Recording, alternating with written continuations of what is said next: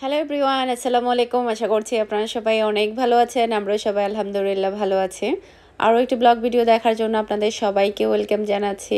দীর্ঘ 4 দিন পরে আপনাদের সাথে ভিডিও শেয়ার করছি। এরকম লং টাইম বোধহয় হয় না, বেশি হলে 2 দিন যায়, কিন্তু এখন দেখা যাচ্ছে একটু বেশি আমি অমনোযোগী হয়ে যাচ্ছি আমার চ্যানেলের প্রতি, ভিডিওর প্রতি।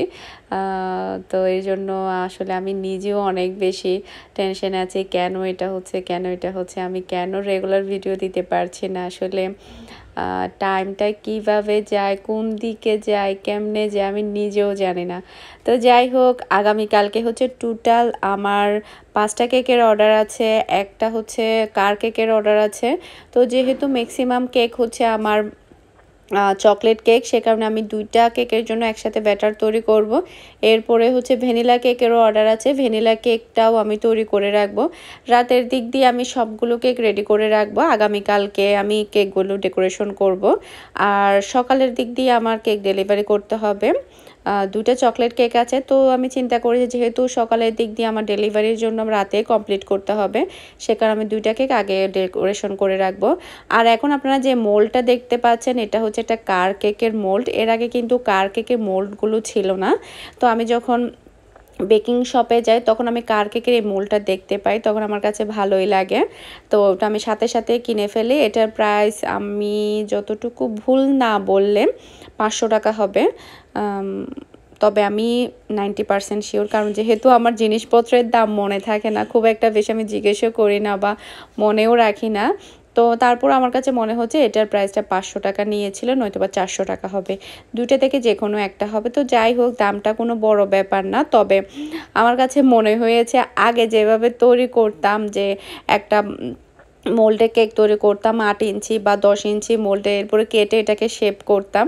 তবে ওটা এখন আর শেপ করতে হবে না, এখন এক ঝামেলাতে এটা হয়ে গেল কেক, কার কেকের একটা শেপ হয়ে গেল। সেদিক দিয়ে কেকটা কিন্তু একদমই ইজি। তো এখানে আপনারা দেখতে পাচ্ছেন 2টা কেক কিন্তু অলরেডি আমি করে রেখেছি, তৈরি করে ফেলেছি। ধাপে ধাপে কিন্তু আমার অন্যান্য কাজগুলো হয়েছে। তো কেকের অর্ডার যখন থাকে তখন দেখা যায় কি আমি আমার অন্য বিজনেসে আমি খুব একটা বেশি টাইম দিতে পারি না, শুধু আমি এটাতেই টাইম দিই।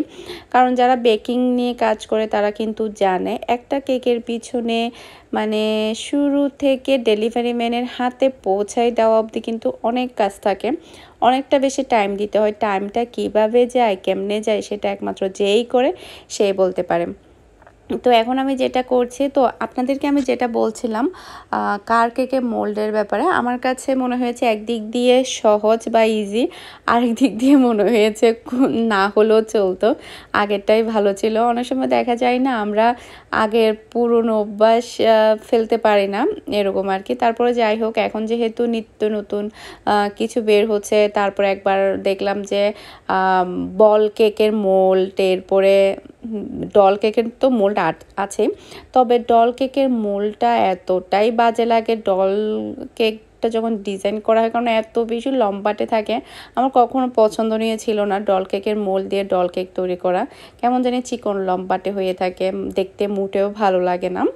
এই আর কি, এটা আমার আর কি, যার যার একটা তবে আমার কাছে কার কেকের মোলটাও এরকম লেগেছে যে মানে খুব একটা বেশি, অত বেশি মানে ভালোও লাগেনি আবার খারাপও লাগেনি। তো যাই হোক, তবে একদিক দিয়ে কি আমরা সব সময় তো দেখা যায় কি ইজি সব কিছু করতে পছন্দ করি, বা কাটা ছেঁড়া এটাতে কিন্তু খুব একটা বেশি কষ্ট হয়নি। তারপর দেখতে পাচ্ছেন পুরো একটা কার কেকের শেপ হয়ে গিয়েছে। তো এটাকে চাইলে আপনারা কিন্তু না কেটেও ডিজাইন করে নিতে পারবেন, তবে আমি এটাকে 2 ভাগে ভাগ করব, এরপরে ডিজাইন করব। তবে দেখতে কিন্তু অনেক বেশি প্রিটি, একদমই কার কেক, একদম সহজ পদ্ধতিতে। আসলে নিত্য নতুন ডিজিটাল যুগ যখন, তখন অনেক কিছুই বের হয়ে যাচ্ছে। তো এটাকে কিভাবে কাটবো আমি আসলে বুঝতে পারছিলাম না, পরে দেখি যে নিচ দিয়ে আমি একটু কেটে নিয়েছি। আর কার কেক তো আলহামদুলিল্লাহ আমার অনেক বেশি ডেলিভারি থাকে, এরপরে হচ্ছে ডল কেকও আমার অনেক বেশি ডেলিভারি থাকে, এই আর কি। তো দেখতে পাচ্ছেন আমি এখানে 2টা শেপে ভাগ করে নিয়েছি। এরপরে হচ্ছে আমার যে চকলেট কেকগুলো ডেলিভারি করার কথা ছিল সেগুলো তো আমি কভার করে রেখেছিলাম। এটা ছিল সকালবেলা, আর এই ভিডিওটা হচ্ছে আমার কয়েকদিন আগের ভিডিও। আসলে ব্যস্ততার কারণে আমি একদমই রেগুলার হতে পারছি না, মোটেও। আমি চেষ্টা করছি রেগুলার হওয়ার জন্য, তারপরেও দেখা যাচ্ছে আমি পারছি না এই আর কি। আমাকে যে কতজন রিকোয়েস্ট করে বেকিংয়ের কাজ শেখানোর জন্য, আসলে আমি কিভাবে টাইম দিব। আমি এখন ঠিকমতো অর্ডারের কাজগুলো নিতে পারি না ব্যস্ততার কারণে। আর মাঝখান দিয়ে একটু শরীর খারাপ ছিল, এখন যেহেতু অনেক বেশি গরম পড়ছে যার কারণে কিন্তু মাথা ব্যথা জিনিসটা কিন্তু খুব বেশি। দেখা যায় কি গরমকাল থাকলে ম্যাক্সিমাম আমার হচ্ছে প্রতিদিনই মাথা ব্যথা করে।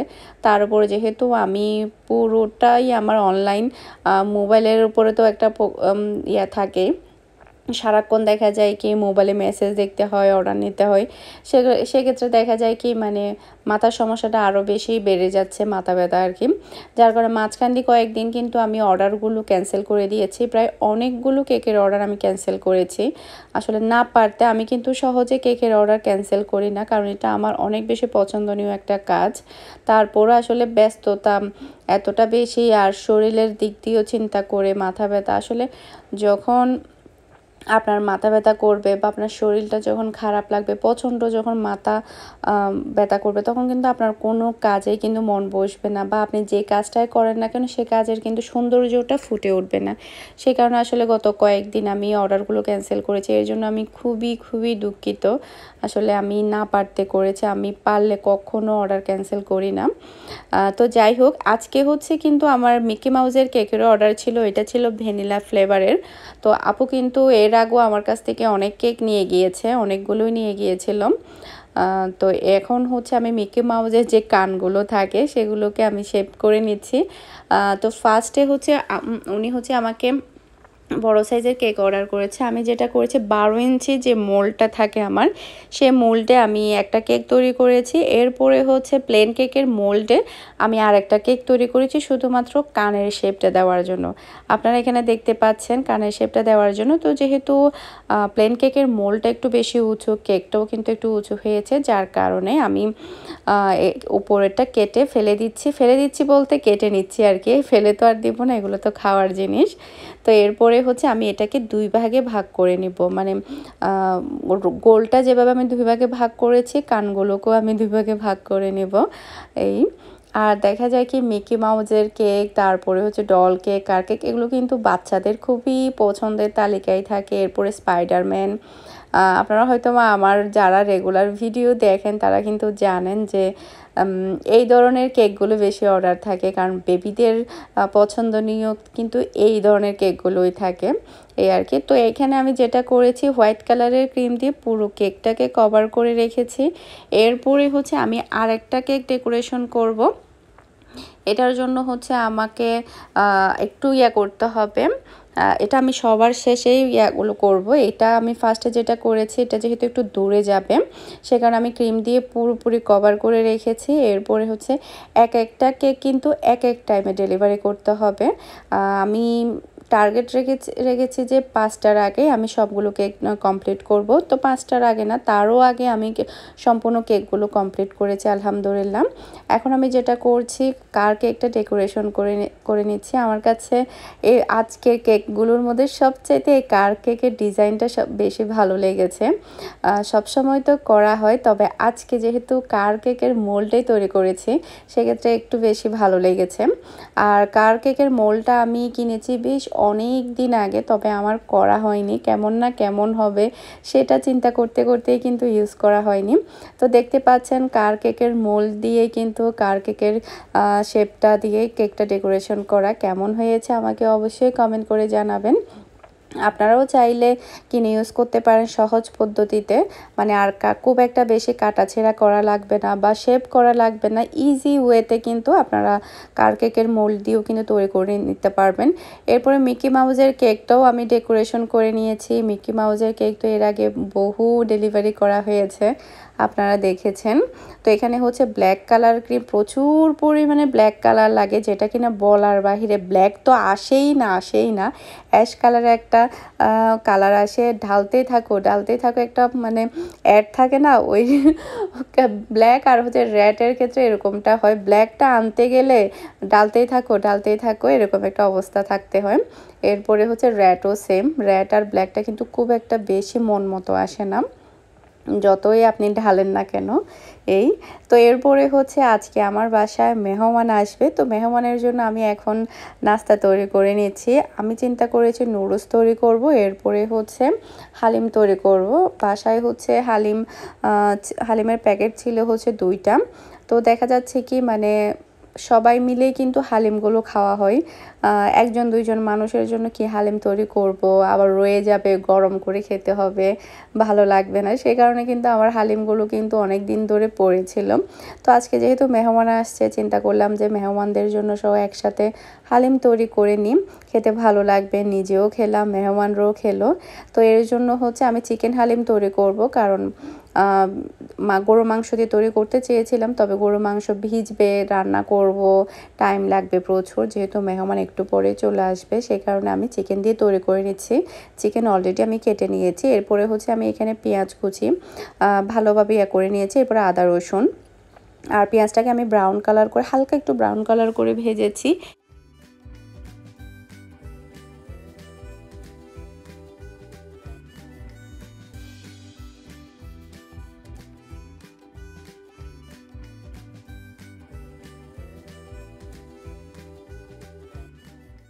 সরি, আমার এখানে কিন্তু একটু মিস্টেক হয়েছে, সেটা হচ্ছে আদা রসুনটা ফার্স্টে দিতে আমি ভুলে গিয়েছিলাম।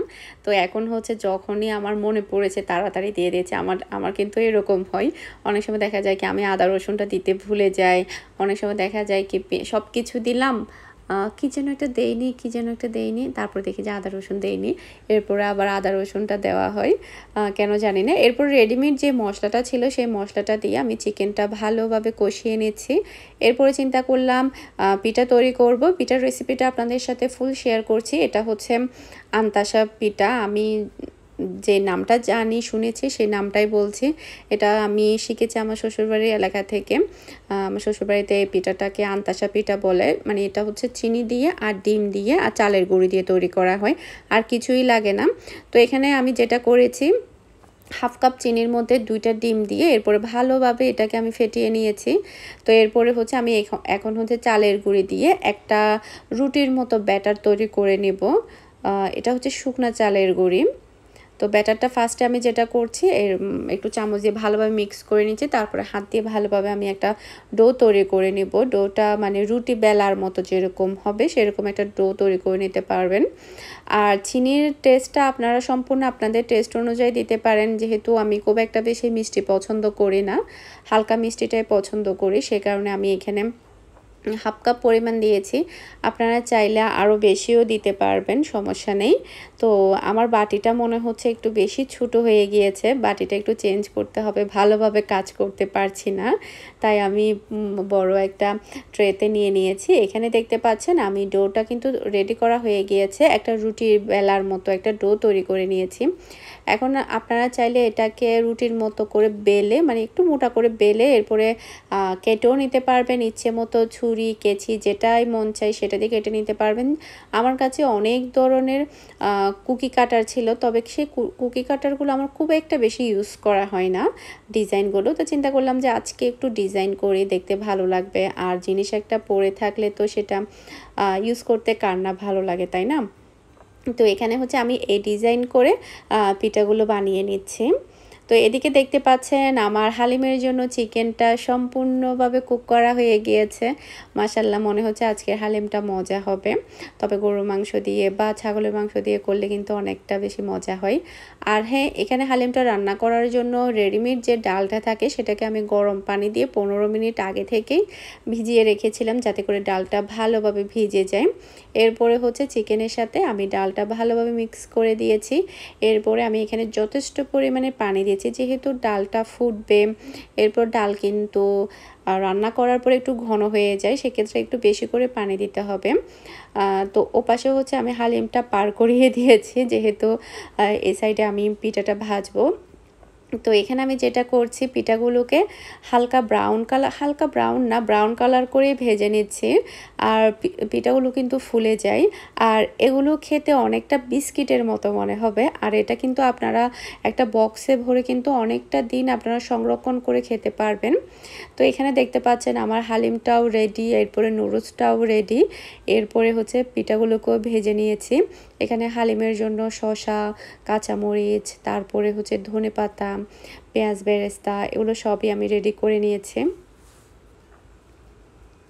আর ভুলে লেবুটা কাটা হয়নি, লেবুটা পরে আবার কাটা হয়েছে। তো ওইগুলো সবগুলো একসাথে দিলে তারপর দেখা যাবে খেতে ভালো লাগে। আর পিঠা আরও অনেকগুলো বানিয়েছি। আজকের মতো বিদায় নিচ্ছি। আসসালামু আলাইকুম।